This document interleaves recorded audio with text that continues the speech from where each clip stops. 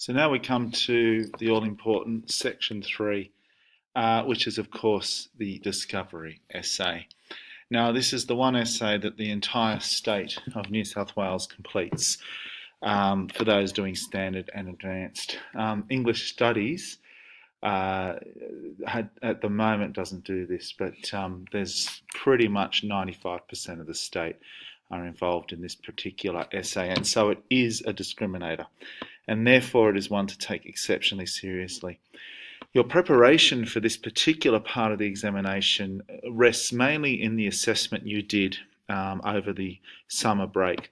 Finding good related text and having deep analytical annotations, some review of that and the visual representation and how this links to Frost has really got the idea behind it that then you're able to successfully navigate this question that you have to do 3 times for your half-yearly, your trial, and for the real thing. So here's an example of the one that you can access that's on Canvas there, and this is from last year's trial. So if you have a look here, again you've got this rubric.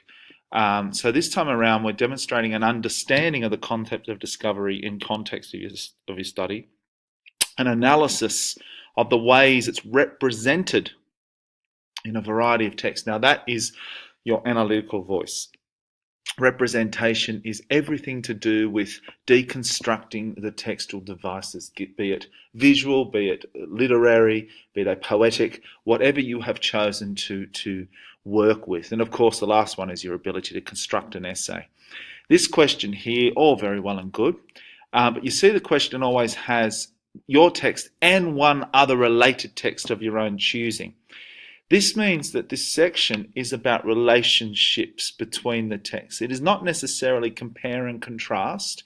It is not necessarily deconstructing contextual realities of each one. It is how they relate to the area of study.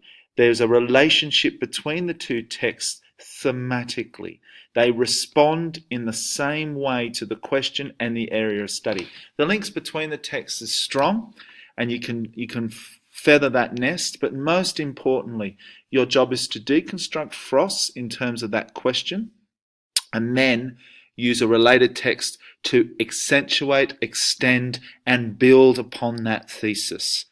So many students always ask, do I do both texts in one paragraph or vice versa? For this particular essay, it works really well if you kind of do a Frost, then a related, because it's a relationship.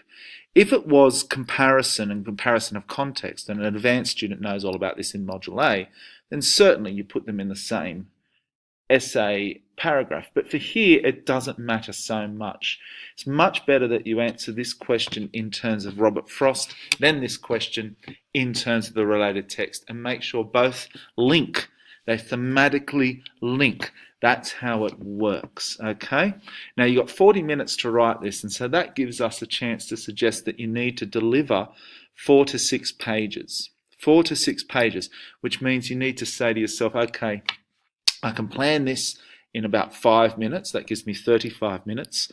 I can start writing, and I will write for 25 minutes, and then I can check my work after that. And that is how it goes, okay? Thank you.